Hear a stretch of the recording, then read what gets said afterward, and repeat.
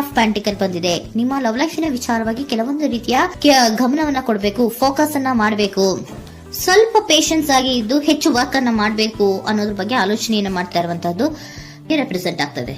ನಿಮಗೆ recent past ಅಲ್ಲಿ 4 of wands, ace of pentacles, ace of wands ಬಂದಿದೆ. ಕೆಲವೊಬ್ರು ರೀಸೆಂಟ್ ಆಗಿ ಮ್ಯಾರೇಜ್ ಅನ್ನ ಆಗಿರುವಂತಹದ್ದು ಕೂಡ ರೆಪ್ರೆಸೆಂಟ್ ಆಗ್ತಾ ಇದೆ. ಕೆಲವೊಬ್ಬರು ರೀತಿಯ ಲವ್ ಮ್ಯಾರೇಜ್ ಆಗಿರುವಂತಹದ್ದು, ಸಂತೋಷದಲ್ಲಿರುವಂತಹದ್ದು, ಒಂದು ರೀತಿಯ ಬಾಂಡೇಜ್ ಇದ್ದಿದ್ದಂತಹದ್ದು, ಸಾಮರಸ್ಯದಿಂದ ಇದ್ದಿದ್ದಂತಹದ್ದು, ಒಂಥರ ರಿಲ್ಯಾಕ್ಸೇಷನ್ ಅಲ್ಲಿ ಇತ್ತು. ನಿಮ್ಮ ಲವ್ ಲೈಫಿನ ವಿಚಾರದಲ್ಲಿ ಯಾವುದೇ ರೀತಿಯ ತೊಂದರೆಗಳು ಕೂಡ ಪಾಸ್ಟ್ ನಲ್ಲಿ ಇರಲಿಲ್ಲ. ಆದ್ರೆ ಅಟ್ ಪ್ರೆಸೆಂಟ್ ಯಾವ್ದು ಕಾರ್ಡ್ ರೆಪ್ರೆಸೆಂಟ್ ಆಗ್ತಾ ಇರೋದ್ರಿಂದ ಕೆಲವೊಂದು ರೀತಿಯ ಲೋನ್ಲಿನೆಸ್ ಅನ್ನ ರೆಪ್ರೆಸೆಂಟ್ ಮಾಡ್ತಾ ಇದೆ. ಈ ಹಿಂದೆ ನಿಮ್ಗೆ ಯಾವುದೇ ರೀತಿಯ ತೊಂದರೆಗಳು ಇರಲಿಲ್ಲ, ಬಟ್ ಆದ್ರೆ ಅಟ್ ಪ್ರೆಸೆಂಟ್ ನಲ್ಲಿ ಯಾಕೋ ನೀವು ಲೋನ್ಲಿನೆಸ್ ಅನ್ನ ರೆಪ್ರೆಸೆಂಟ್ ಮಾಡ್ತಾ ಇದೆ. ಕೆಲವೊಂದು ರೀತಿಯ ಇನ್ನರ್ ಗೈಡೆನ್ಸ್ ಅನ್ನ ತಗೋತಾ ಇರುವಂತಹದ್ದು ರೆಪ್ರೆಸೆಂಟ್ ಆಗ್ತಾ ಇದೆ.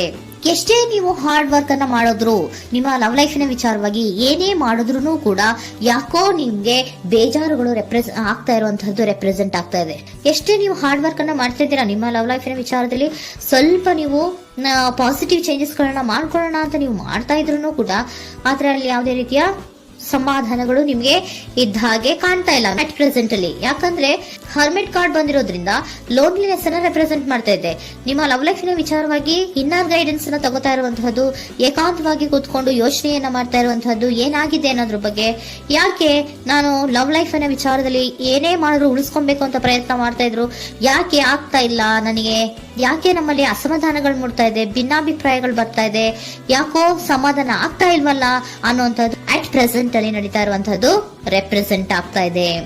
ಬೇಜಾರಿನಲ್ಲಿರುವಂತಹದ್ದು, ಸಮಾಧಾನ ಇಲ್ಲದೆ ಇರುವಂತಹದ್ದು, ಇನ್ನರ್ ಗೈಡೆನ್ಸ್ ಅನ್ನ ಕೇಳ್ಕೊತಾ ಇರುವಂತಹದ್ದು, ಏನಾಗಿದೆ ಅನ್ನೋದ್ರ ಬಗ್ಗೆ ನಿಮ್ಮನ್ನ ನೀವೇ ಪ್ರಶ್ನೆಯನ್ನ ಮಾಡ್ಕೊಂತಾ ಇರುವಂತಹದ್ದು ಅಥವಾ ಆತ್ಮಾವಲೋಕನೆಯನ್ನ ಮಾಡ್ತಾ ಇರುವಂತಹದ್ದು ಅಟ್ ಪ್ರೆಸೆಂಟ್ ಅಲ್ಲಿ ರೆಪ್ರೆಸೆಂಟ್ ಆಗ್ತಾ ಇದೆ.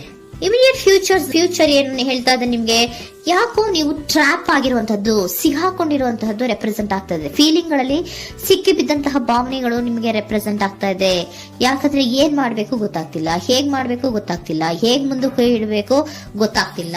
ಪ್ರೆಸೆಂಟ್ ಅಲ್ಲಿ ನೀವು ಏನೇ ಪ್ರಯತ್ನ ಮಾಡಿದ್ರು ಏನು ಮಾಡಕ್ ಆಗ್ತಾ ಇಲ್ವಲ್ಲ, ಯಾಕೋ ನನ್ನ ಕೈಲಿ ಏನು ಮಾಡಕ್ಕೆ ಆಗ್ತಾ ಇಲ್ವಲ್ಲ, ಏನ್ ಮಾಡ್ಬೇಕು, ಯಾಕೋ ನಾನು ಮೂವೇ ಮಾಡಕ್ ಆಗ್ತಾ ಇಲ್ವಲ್ಲ ಅನ್ನುವಂತಹ ಆಲೋಚನೆಯನ್ನ ಮಾಡ್ತಾ ಇರುವಂತದ್ದು ರೆಪ್ರೆಸೆಂಟ್ ಆಗಿದೆ. ನೈಟ್ ಆಫ್ ಸೋರ್ಟ್ಸ್ ಬಂದಿದೆ. ನೀವೇನೋ ಆಕ್ಷನ್ಸ್ ಅನ್ನ ತಗೊಳ್ಳದೇ ಇದ್ರೆ ಇಮಿಡಿಯೇಟ್ ಅಲ್ಲಿ ನೀವೇನಾದ್ರೂ ಆಕ್ಷನ್ಸ್ ಅನ್ನ ತಗೊಳ್ಳೋದ್ರ ಕಡೆಗೆ ಹೆಚ್ಚು ಗಮನವನ್ನ ಕೊಡಬೇಕಿತ್ತು.